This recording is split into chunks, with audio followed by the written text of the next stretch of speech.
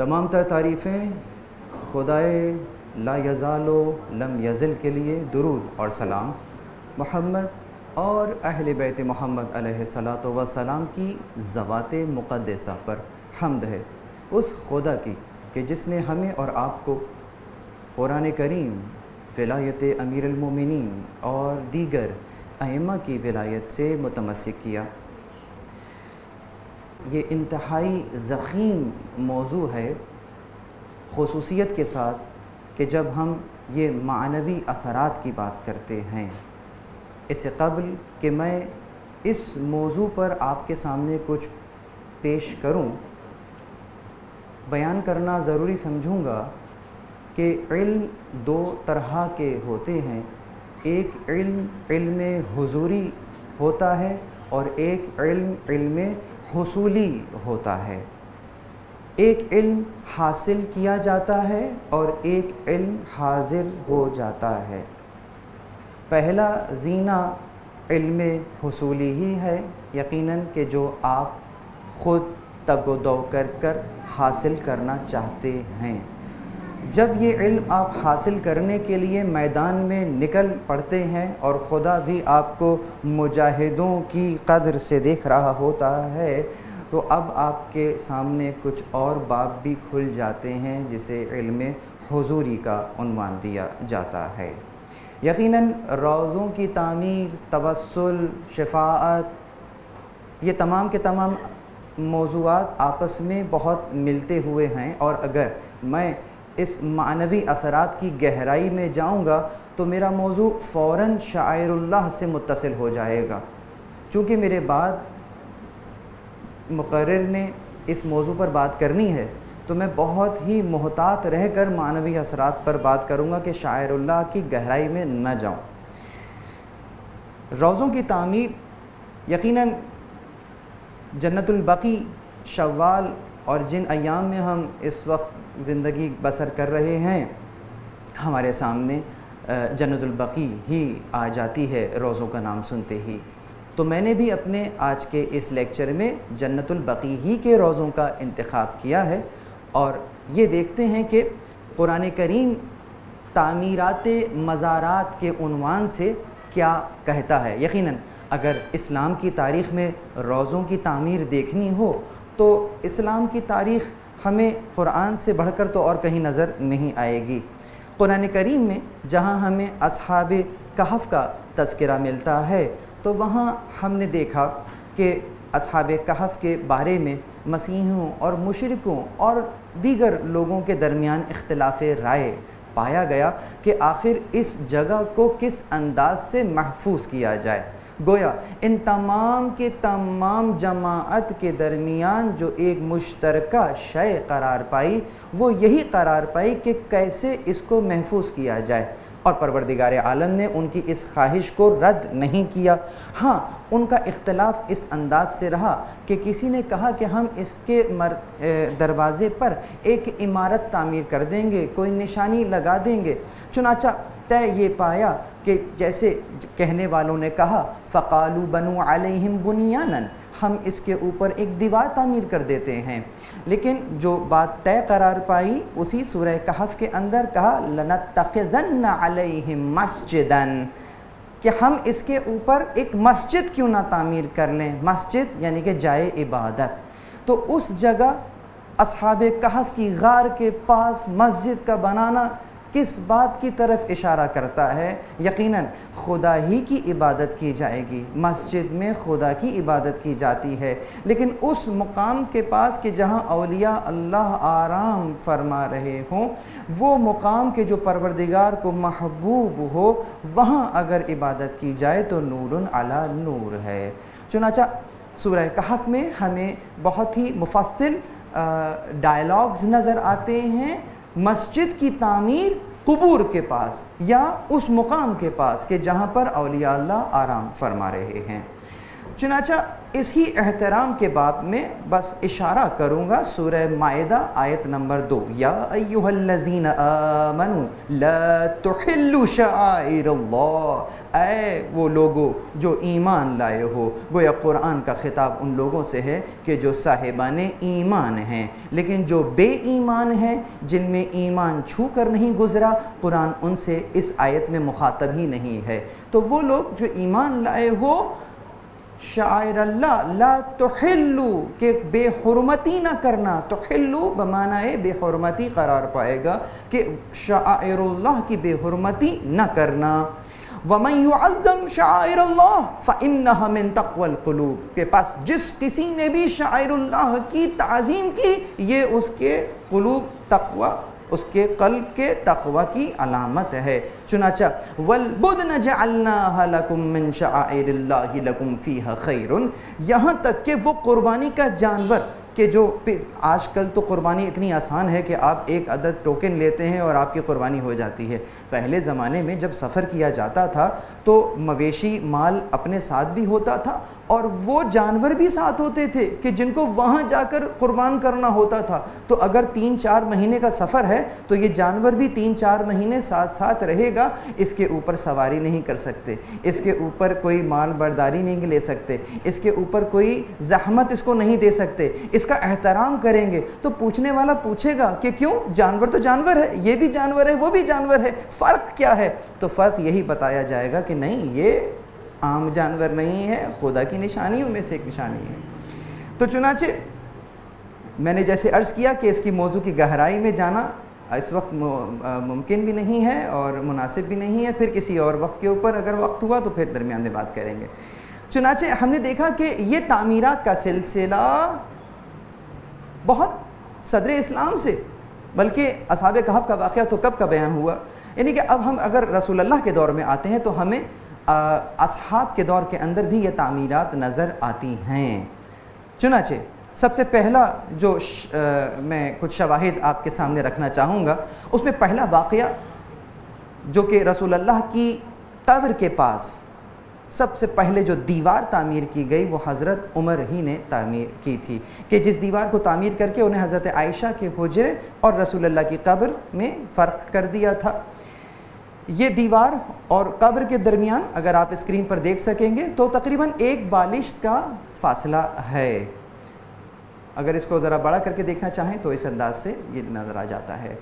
چنانچہ اگر قبروں کے پاس تعمیرات کا سلسلے کے عنوان سے اس روایت کو دیکھا جائے تو ہمیں دور اصحاب اور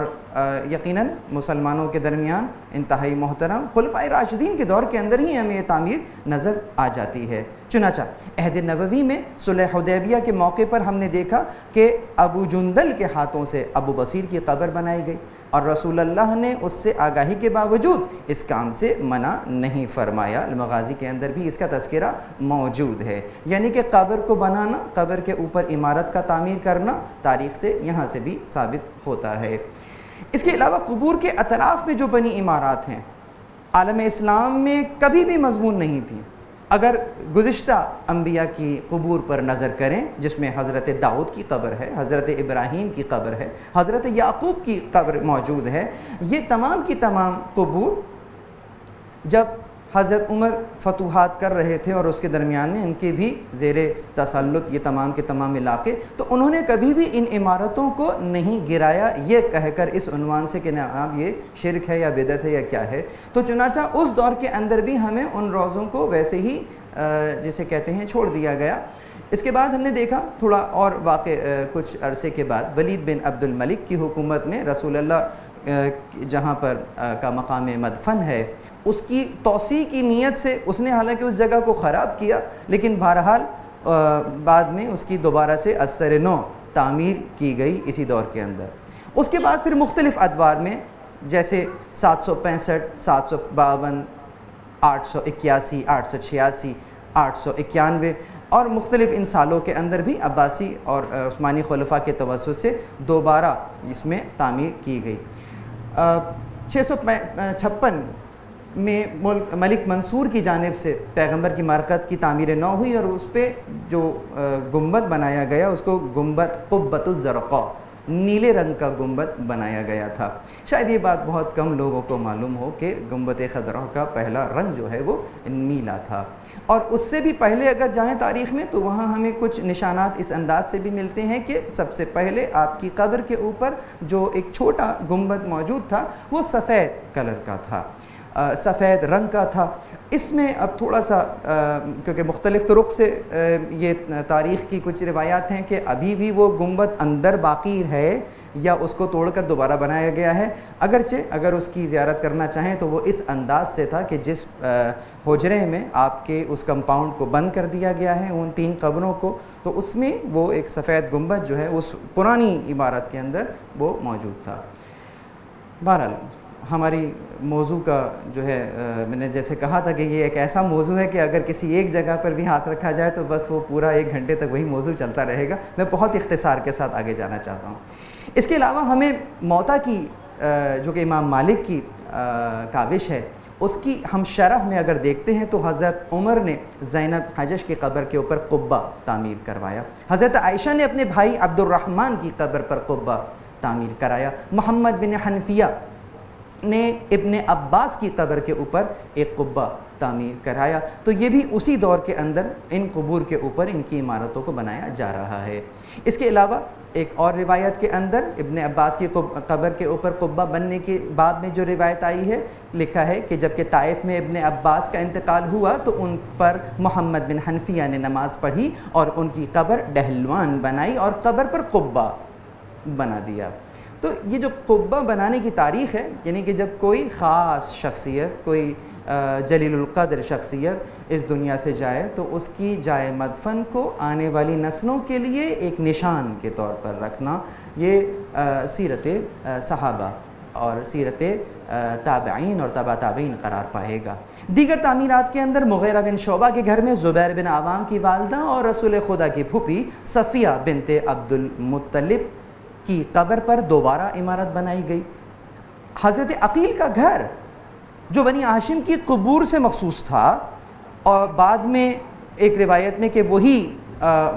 وہی بڑا ہوتا ہوا پھیلتے ہوئے جو جنت البقیع قبرستان قرار پایا، وہ وہی پورا قبرستان ہی قرار پا گیا۔ ابن سعد نے بھی اس روایت کو لکھا ہے۔ اس میں ائمہ اہل بیت اور بعض صحابہ کی قبور پر عمارتیں بنائی گئی تھیں۔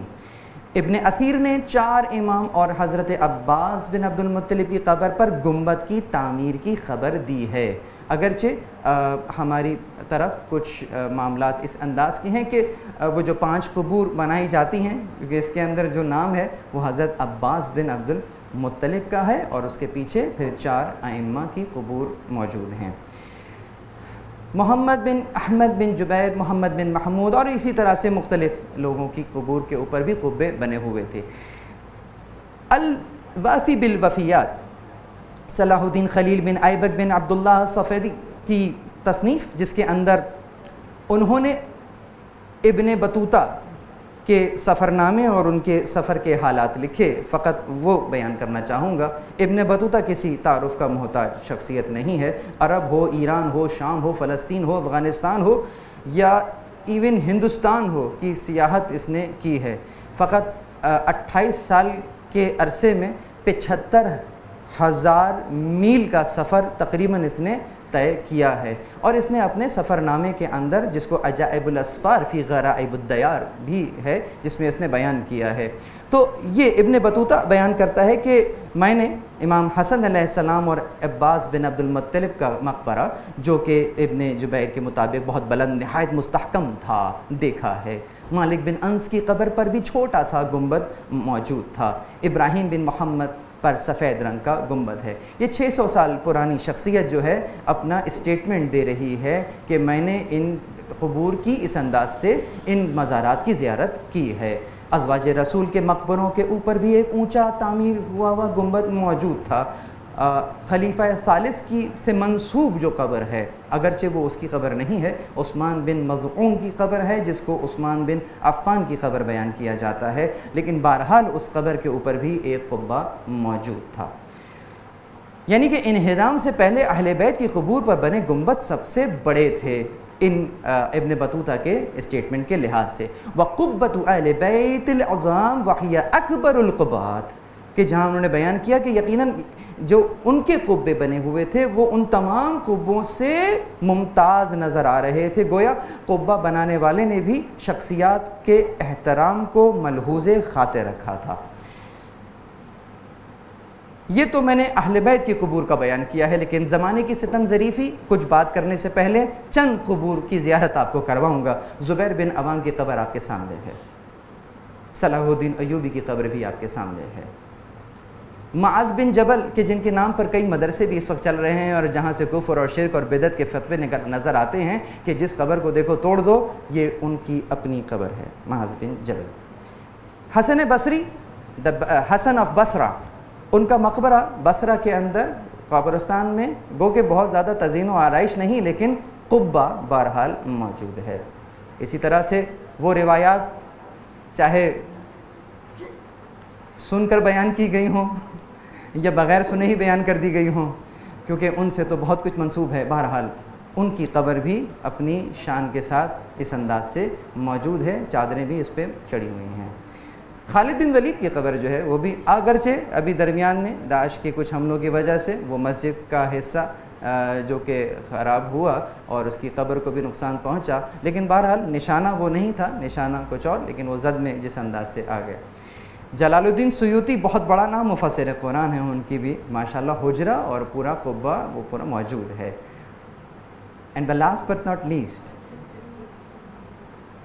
جن کے کہنے پر محمد بن عبد الوہاب نے ائمہ کی قبور کو مسمار کیا کہ قبر بنانا صحیح نہیں ہے، جن کے نام سے ابن تیمیہ کے فالوورز نے جب یہ کام کیا تو یہ خود ابن تیمیہ کی اپنی قبر موجود ہے، جو کہ اس احاطے کے اندر باقاعدہ جنگلہ بھی آپ دیکھ رہے ہیں لگا ہوا ہے۔ ہاں البتہ صفائی کا انتظام اس لیے نہیں ہے کہ یقیناً اگر کوئی جائے گا تو صفائی بھی ہوگی، لیکن قبر بہرحال اپنی جگہ موجود ہے۔ اور تو اور جنہوں نے ان تمام کی تمام روایات کو جمع کیا ہے حضرت امام بخاری، آپ کے سامنے ان کا بھی مزار موجود ہے، اور کیا صاف اور شفاف قبر بھی ان کی سامنے موجود ہے۔ اس کے علاوہ امام محمد ابو عیسیٰ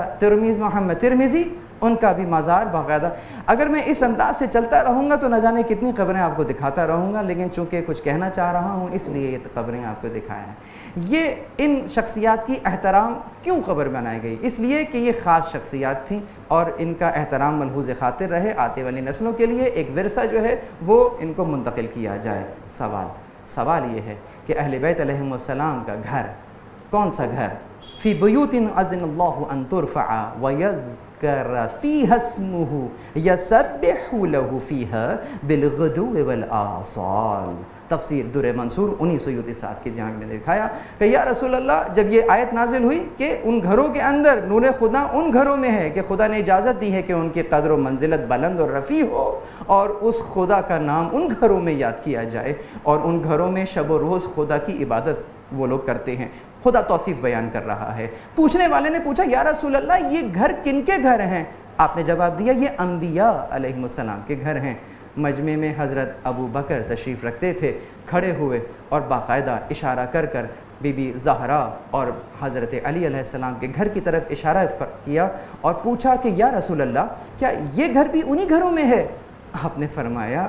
یہ گھر جی ہاں انہی گھروں میں ہے، بلکہ ان گھروں سے افضل۔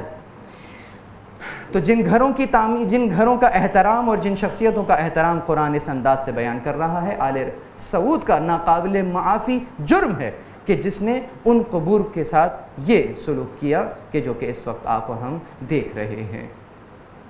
چنانچہ اسی احاطے کے اندر وہ ایک کونے میں دیوار کے ساتھ لگی ہوئی قبر کہ جو کہ اہل سنت منابع سے فاطمہ الزہرا کی قبر بیان کرتے ہیں، ہمارے منابع کے لحاظ سے یہ فاطمہ بنت اسد کی قبر ہے۔ سوال، بی بی زہرا کی قبر کہاں ہے؟ جواب، اے شہر مدینہ تیری گلیوں میں ابھی تک ہم بنت پیمبر کی قبر ڈھونڈ رہے ہیں،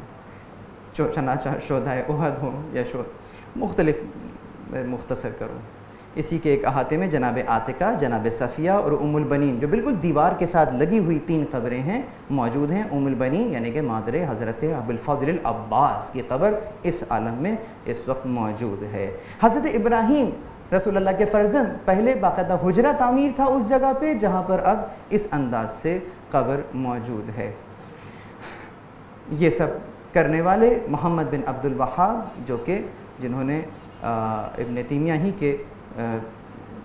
کہنے کو، ان کے فلسفے کو آگے بڑھایا۔ بس ابھی وقت نہیں ہے کہ اس آیت کی تفسیر میں جاتا، اپنے موضوع کی طرف واپس لوٹتا ہوں۔ عمارت بنانے کا جواز کیا ہے؟ یہی انہی محدثین اور مفسرین اور انہی اصحاب کی روایات کو مد نظر رکھتے ہوئے اگر سامنے رکھا جائے، کہا کہ علماء اور اولیاء اور صالحین کی قبروں پر عمارت بنانا جائز کام ہے، جبکہ اس سے مقصود ہو لوگوں کی نگاہوں میں عظمت پیدا کرنا، تاکہ لوگ اس قبر والے کی کو حقیر نہ جانیں۔ اسی انداز سے دوسرا اسٹیٹمنٹ ہمیں ملتا ہے کہ پہلے علماء، مشائخ اور علماء کی قبروں پر عمارت بنانا جائز فرمایا ہے، تاکہ ان کی زیارت کریں اور وہاں بیٹھ کر آرام کریں، یعنی کہ تاکہ شوق دلائیں کہ لوگ وہاں جائیں، ان کی زیارت کریں۔ آخری بات کرتے ہیں، پھر میں معنوی اثرات کی طرف چلا جاؤں گا، کہ اگر میت مشائخ اور علماء اور سادات کرام میں سے ہو تو ان کی قبر پر عمارت بنانا مکروہ نہیں ہے، یعنی کہ یقیناً اسلام کا وہ حکم کہ قبر کو 4 انگل سے زیادہ بلند نہ کرو، یہ ایک عمومی حکم ہے، لیکن اگر اولیاء اللہ ہے، نبی اللہ ہے کوئی تو وہاں پر اس کو شاعر اللہ کے عنوان سے رکھنا یقیناً سیرت صلحاء اور صحابہ ہے۔ مختصراً معنوی اثرات پہ بات کرتے ہیں، اگرچہ میں نے جیسے عرض کیا تھا کہ یہ معنوی اثرات کا جو ٹاپک ہے یہ تو کئی لیکچرز مانگتا ہے، لیکن بہرحال بس چند جملے فرمائیے گا، بہت توجہ رکھیے گا کیونکہ وقت نہیں ہے۔ مرنے کے بعد یہ بتلائیے کہ یہ جو کمال انسان کسب کرتا ہے، یہ انسان کا جسم کسب کرتا ہے، یہ انسان کا نفس کسب کرتا ہے؟ اگر کوئی علمی شخصیت ہے، اگر کوئی روحانی شخصیت ہے، تو یہ کمال کون کسب کر رہا ہے؟ یقیناً جو حقیقت وجود ہے، جو اس موجود کی حقیقت ہے وہ وجود ہے، وہ اس کمال کو کسب کر رہا ہے۔ اگرچہ کچھ کمال جو ہے وہ جسم بھی کسب کر رہا ہے، لیکن بہرحال وہ اپنے نفس کو لیے ہوئے ہے۔ تو اب اگر کسی شخصیت سے ہم فیضیاب ہو رہے ہیں اس کی زندگی میں، تو اس سے کوئی فرق نہیں پڑتا کہ اگر وہ اس دنیا سے چلا جائے، یعنی کہ اگر ظاہراً اس کو ہم مٹی میں دفن کر دیں تو اس کے جسم کو ہم نے دفنا دیا ہے، نہ کہ اس کی شخصیت کو دفنا دیا ہے۔ یہ جو کہتے ہیں کہ تم مردوں سے مانگ رہے ہو، یہ نظریہ یعنی کل تک یہ زندہ تھا تو یہ دے رہا تھا، اب مر گیا ہے نہیں دے سکتا، یہ نظریہ تو خود شرک ہے۔ کہ جب یہ تصور کر لیا جائے کہ بس یہ دے رہا ہے، مرنے کے بعد نہیں دے سکے گا، تو یہ تو مطلقاً شرک ہے۔ لیکن جب ہمارے نظریے کے مطابق جب کل یہ ظاہراً زندہ تھا تو یہ تب بھی خدا اور ہمارے درمیان میں وسیلہ قرار پایا تھا، اور اس کے وسیلے کے طفیل ہم اپنی حاجات خدا کے سامنے رکھا کرتے تھے۔ اب یہ ہمارے سامنے نہیں ہے، قبر میں آرام فرما رہا ہے، لیکن جو اس کی نفس کی برکتیں ہیں، کمال ہے، وہ یقیناً ابھی بھی صاحب قبر کے پاس موجود ہے، بالکل اسی انداز سے خدا اور میرے درمیان میں وسیلہ قرار پائے گا۔ تو یقیناً توسل بعد از وفات بھی جو ہے وہ عین توحید ہے اگر اس نظریے سے کیا جائے۔ دوسری روایت کی طرف چلتے ہیں۔ اب دیکھیں کہ صحابہ کس انداز سے یہ فیض اس انداز سے لیا کرتے تھے کہ یقیناً نور الدین ابو الحسن السمحوی، یہ میں نے ایک پہلے بھی ان کی کتاب کا حوالہ دیا ہے، جب حضرت بلال شام تشریف لائے تو وہاں انہوں نے قبر مبارک کی زیارت اس انداز سے کی کہ قبر پر کے پاس بیٹھ گئے، گریہ فرمایا اور اپنے چہرے کو رسول اللہ کی قبر سے مس کرنا شروع کر دیا۔ اسی انداز سے حضرت عبداللہ بن عمر بھی ہمیشہ اپنا دایاں ہاتھ رسول اللہ کی قبر پر رکھا کرتے تھے، اور حضرت بلال تو چہرہ جو ہے وہ رسول اللہ کی قبر پر ملا کرتے تھے۔ دوسری انداز سے ہمیں حضرت عمر کے فرزند کا ایک اور بھی عمل نظر آتا ہے۔ یقیناً بڑے بڑے اکابرین کے گھروں میں بچے جو ہیں وہ انہی کی تربیت یافتہ ہوا کرتے ہیں، تو حضرت عبداللہ بن عمر کو دیکھا گیا کہ جب ممبر رسول کے پاس جایا کرتے تھے تو جہاں رسول تشریف فرما ہوتے تھے اپنے ہاتھ کو اس ممبر پر رکھتے تھے اور چہرے پر مل لیا کرتے تھے۔ غالباً آپ لوگ زیارت بھی اسی انداز سے کیا کرتے ہیں، تو یہ بھی اس جگہ سے تبرک حاصل کرنے کا ایک انداز ہے۔ بس آخری بات کر کے آپ سے اجازت چاہوں گا۔ حکومت اسلامی کے حصول کی خاطر ان مقامات سے روحانی توانائی لینے کے مراکز کے طور پر اگر ان مقامات کو دیکھا جائے تو یقیناً اس عنوان سے جو حاکمین وقت ہیں جو ظالمین ہیں ان کو کبھی بھی یہ روضے اچھے نہیں لگیں گے۔ آج سمجھ میں آئے گا کہ جن کی قبور کی زیارت کرائی وہ باقی کیوں ہیں اور اس کو 9 مرتبہ کیوں پامال کیا گیا۔ نہ صرف روضہ بلکہ اس دور میں چلی جائیے، یہ کربلا 1915 کا منظر آپ دیکھ رہی ہیں اور دیکھ رہے ہیں کس انداز سے لوگ صحرا میں ریت میں چلتے ہوئے سید الشہداء کی قبر تک جا رہے ہیں۔ سلام ہو ان زائرین پر کہ آج تو کوئی مسئلہ ہی نہیں ہے زیارت امام حسین پر جانا۔ ذرا اس انداز میں دیکھیے گا کس انداز سے جایا کرتے تھے۔ یہ 1915 کی تصویر ہے۔ ذرا ہارون کے دور میں چلے جائیے اور پھر ذرا چشم تصور میں تصور کیجئے کہ اس وقت یہ قبروں کی حالت کیا تھی۔ قبریں پہچان میں بھی نہیں آتی تھیں، کوئی عمارت نہیں تھی، ایک قبر بنی تھی، لیکن ان قبروں کی نشانی کیا تھی؟ وہ بیری کا درخت کہ جو کہ نشانی تھا حسین علیہ السلام کی قبر کی۔ ظالم کو وہ بیری کا درخت بھی اتنا ناگوار گزرا کہ اس نے وہ بیری کا درخت بھی کٹوا دیا، اور علماء کو سمجھ میں آ گیا کہ رسول اللہ نے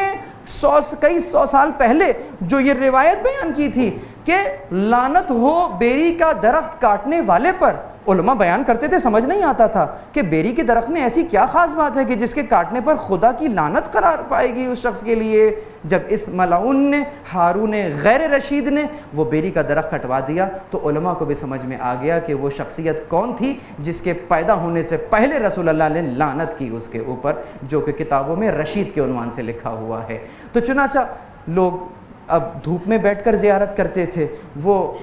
لینڈ مارک جسے کہتے ہیں، جس کو سدرہ بیری کا درخت کہا جاتا تھا، اس کو بھی کٹوا دیا گیا، لیکن مومنین نے جانا یقیناً نہیں چھوڑا، اور وہ نشانی